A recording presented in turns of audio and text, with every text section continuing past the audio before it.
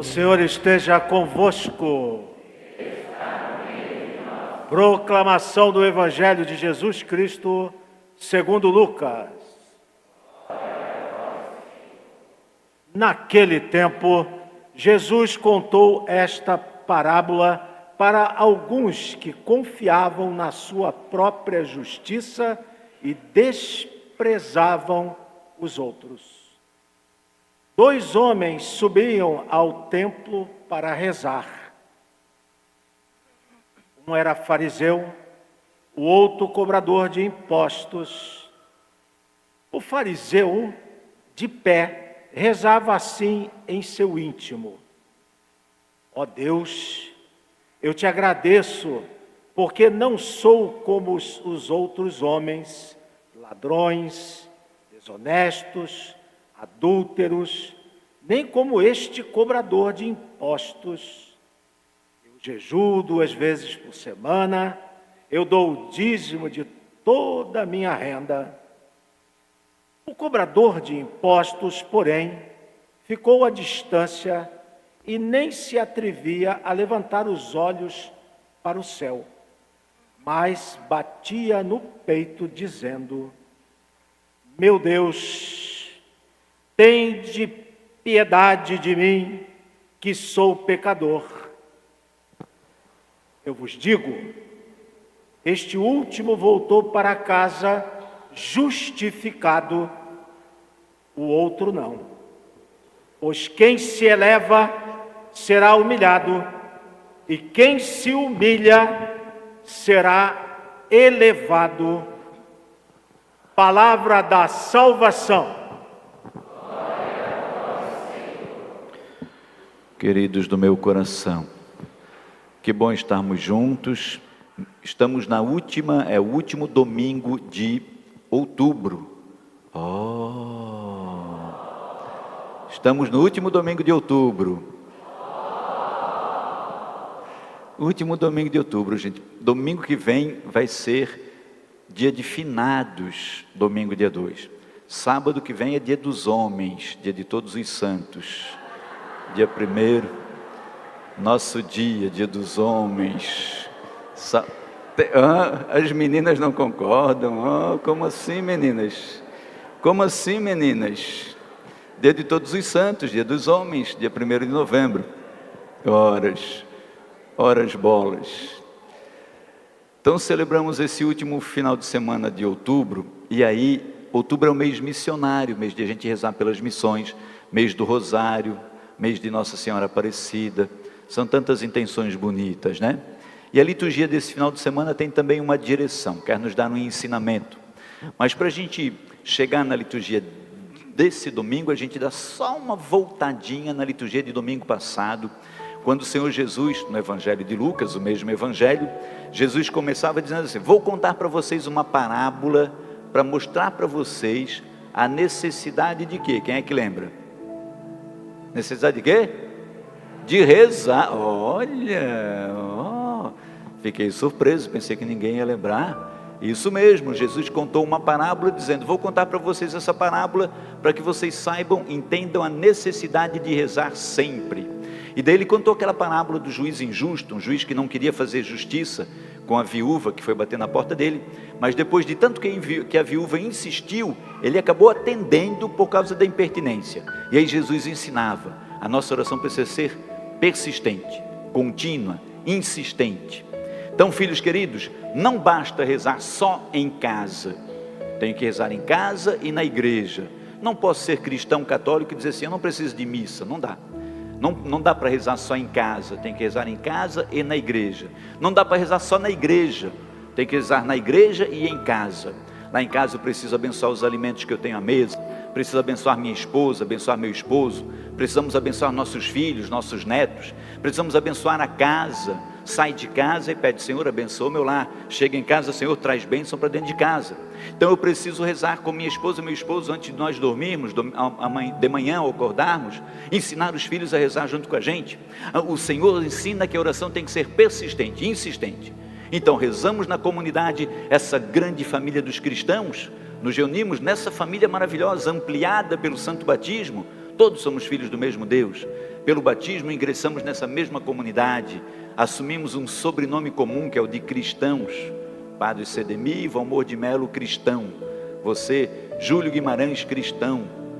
Todos nós recebemos com o batismo. Então rezamos nessa grande família, nos reunimos sempre no final de semana, mas também na nossa família pequena, nuclear, lá em casa, rezemos também, juntinhos, firmes na oração, para que o Senhor acolha o nosso clamor. E aí, essa oração não pode ser qualquer tipo de oração. É isso que daí Jesus vai ensinar hoje. Hoje ele conta uma outra parábola. Ele diz: 2 homens foram à igreja para rezar. Um dos homens era fariseu, o outro era cobrador de ônibus. Cobrador de quê? E eu pensando que era cobrador de ônibus, olha só. Cobrador de impostos. Nem tem mais, Gilson? Não tem mais cobrador de ônibus? Acabaram com o cobrador de ônibus.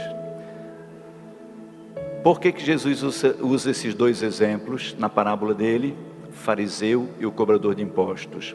Porque o fariseu, na época de Jesus, era o homem da lei, era o homem da igreja, o homem da sinagoga, era o homem que conhecia tudo da lei, conhecia as Sagradas Escrituras, era um homem que ele passava na rua e todo mundo via ali um homem bom, um homem justo, um homem correto. O cobrador de impostos era um homem que todo mundo sabia que era um homem ruim, pecador. Ele era do povo, mas ele ficava sentadinho lá numa mesinha, cobrando imposto dos seus conterrâneos para dar para o povo opressor. Então ele era um traidor, era um pecador. Os 2 foram para a igreja rezar. E o fariseu, o homem justo, bom, o homem da lei, o homem da Bíblia, de pé, na frente de todo mundo, lá na frente da igreja, dizia: obrigado, Senhor, obrigado porque eu não sou como essa racinha aí, ó, que vem à missa aqui nos Sagrados Corações, não sou pecador como eles, não sou ladrão como eles, não sou adúltero como eles, obrigado, Senhor, obrigado porque eu não sou como aquele cobrador de impostos ali. Ele dizia: eu jejuo 2 vezes por semana, eu devolvo todo o dízimo do meu salário.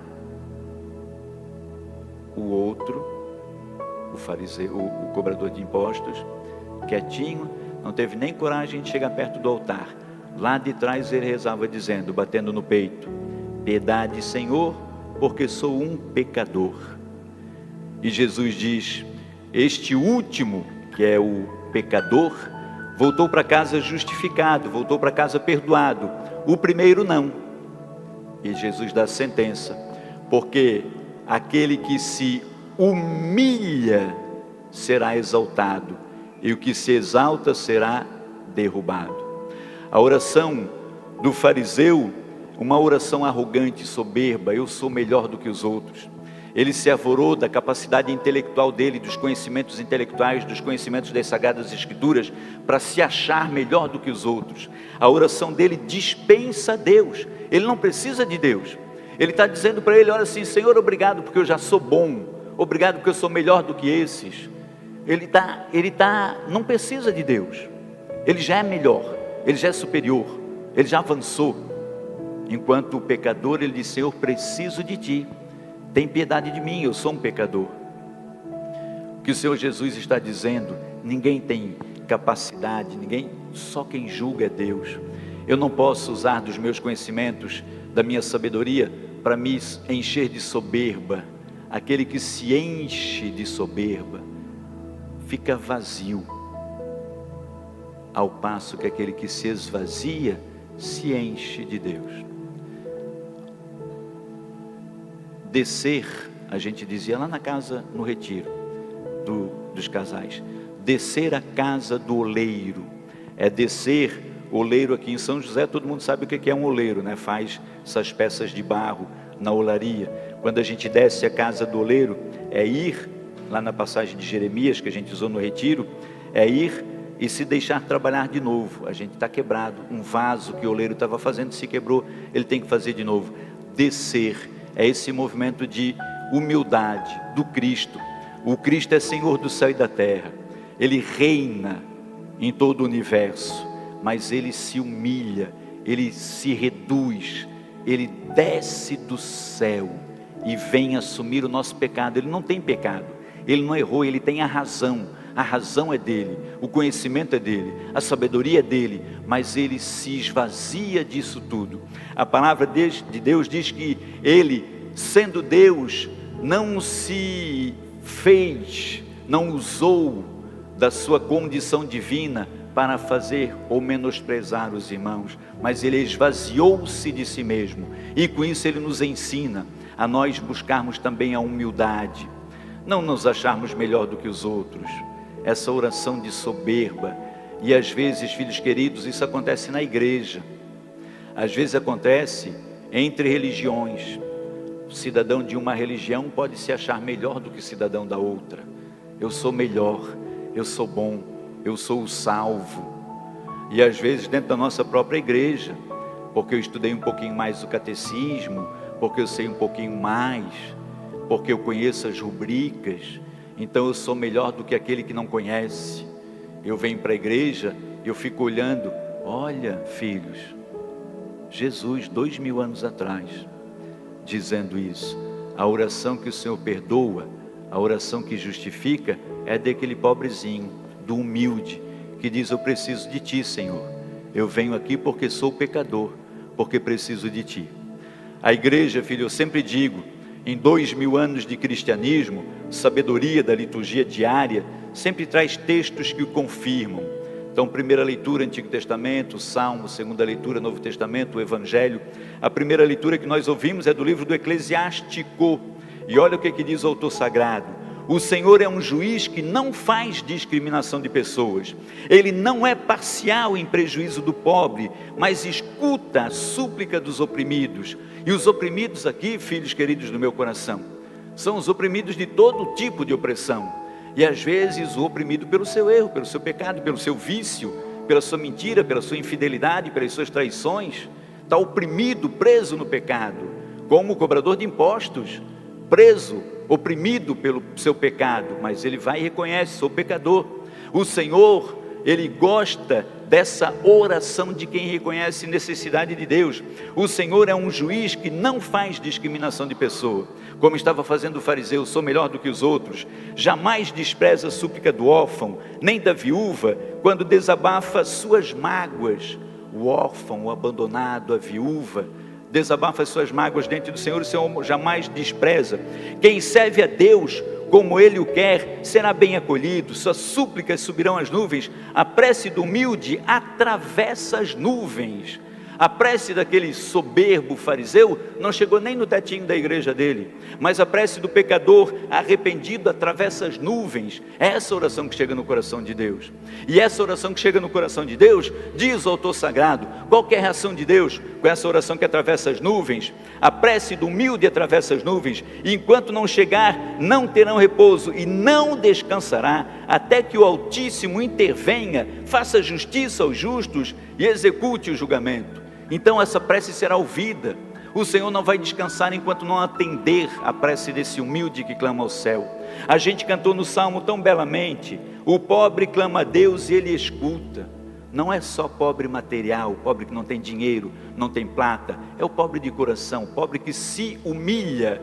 O Evangelho diz: aquele que se humilha será exaltado. Como o Senhor se humilhou e é exaltado, o Senhor do céu e da terra, diante dele se dobram todos os joelhos, porque Ele se humilha. Não é aquele que é humilhado, como o fariseu humilhando o outro, não é aquele que humilha a si mesmo. Eu me reconheço pecador, eu me reduzo, eu me aniquilo, eu me esvazio de mim mesmo, para ser exaltado pelo Senhor. E aí, filhos queridos do meu coração, chegamos a essa grande graça da segunda leitura, que é da carta que São Paulo escreve a Timóteo, segunda carta a Timóteo. E Paulo, sabendo que está para morrer, o que Paulo diz? Quanto a mim, já estou para ser oferecido em sacrifício. Aproxima-se o momento da minha partida. Olha só a lucidez do homem que sabe que está próximo ao seu fim. Por que ele pode ter essa lucidez? Porque ele diz: combati o bom combate, completei a corrida, guardei a fé. Agora está reservada para mim a coroa da justiça, que o Senhor, justo juiz, todas as leituras falam do justo juiz, me dará naquele dia, e não somente a mim, mas também a todos os que esperam com amor a sua manifestação gloriosa. Paulo pode dizer no final da sua vida, depois de ter cumprido toda a sua jornada, veja, Paulo foi pecador terrível, Paulo era perseguidor de cristãos, Paulo prendia cristãos, Paulo viu morrer aos pés dele Estevão, o primeiro cristão apedrejado aos pés de Paulo. Paulo acusava as pessoas de serem de Deus, mas ele tem um encontro com o Senhor, se converte, e agora ele se transforma em formador de cristãos. Sendo formador de cristãos, ele passa por outras provações, é preso, é torturado, é julgado injustamente, é colocado sobre a corrente, sobre as prisões, mas ele diz: eu combati o bom combate. O que é combater o bom combate? É manter-se firme no dia a dia, manter-se justo no dia a dia, íntegro, enfrentando as dificuldades, entendendo que o Senhor luta por nós e luta conosco. Olha o que ele diz, olha o que diz Paulo.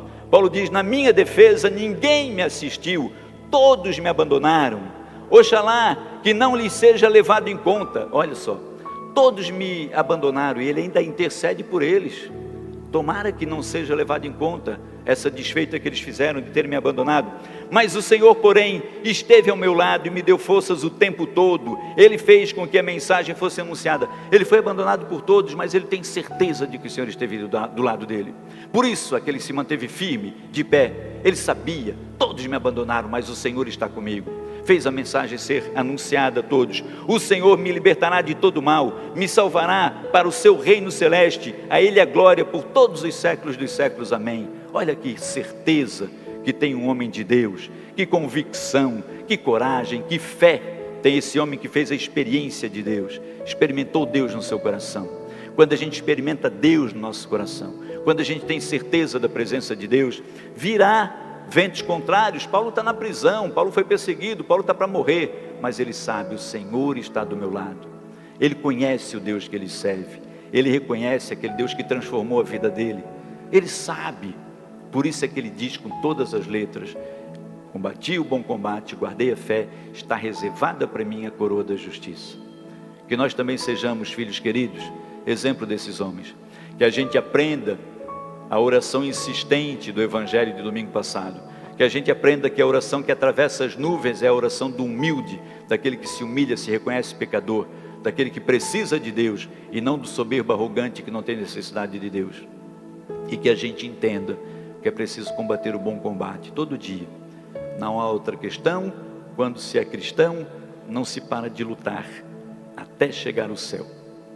Que a palavra de Deus, filhos amados, nos ajude a ganhar a vida eterna.